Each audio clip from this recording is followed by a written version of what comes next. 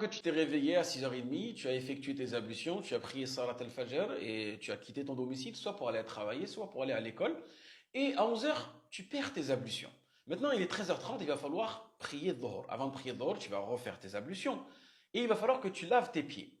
D'accord? Mais tu portes des chaussettes. Est-ce que tu enlèves tes chaussettes ou est-ce que tu essuies sur tes chaussettes? Sache, barakallahu fik, qu'il y a une divergence entre les savants. Mais l'avis le plus juste, wallahu alam, comme il était rapporté par Abu Daoud, que les compagnons avaient l'habitude d'essuyer sur leurs chaussettes. Et Ibn Qayyim a rapporté plus de 17 compagnons ont effectué cela.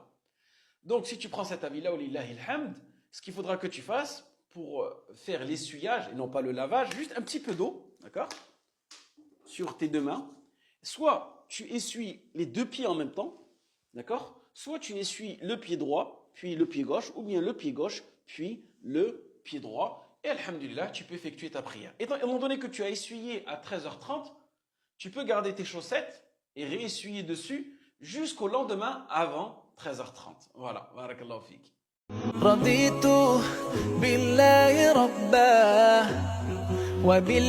Comment faire les ablutions avec tes chaussettes? Pour ça, c'est très simple. Il va falloir avoir deux conditions. Mohammed, what are you doing? I'm making wudu, Mufti. Yeah, but why'd you do masah on these socks? After you? No, before that, you go first. Mohammed? Yeah, sure. Beaucoup de personnes qui ont vu cette vidéo se demandent est-ce que, alors on a droit de essuyer nos chaussettes lorsqu'on a déjà fait nos ablutions, ainsi de suite.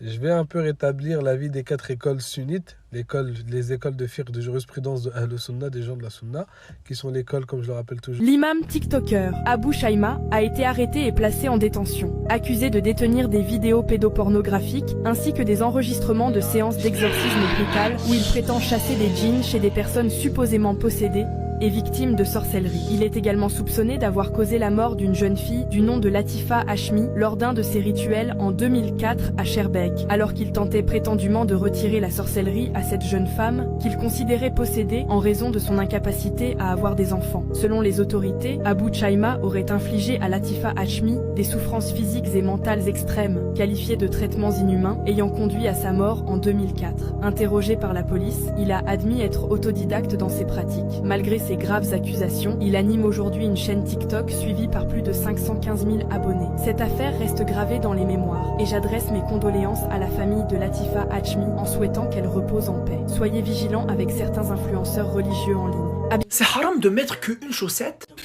Astaghfirullah mon frère, tu portes qu'une chaussette? Honnêtement tu me déçois. L'odeur aussi. Toi, t'es là, t'es en train de faire salat, il a mangé de l'oignon, il s'est chargé de sa ammar cru. Il est à côté de toi, il lâche un roux. Tu vois des nuages. C'est un problème. Ou tu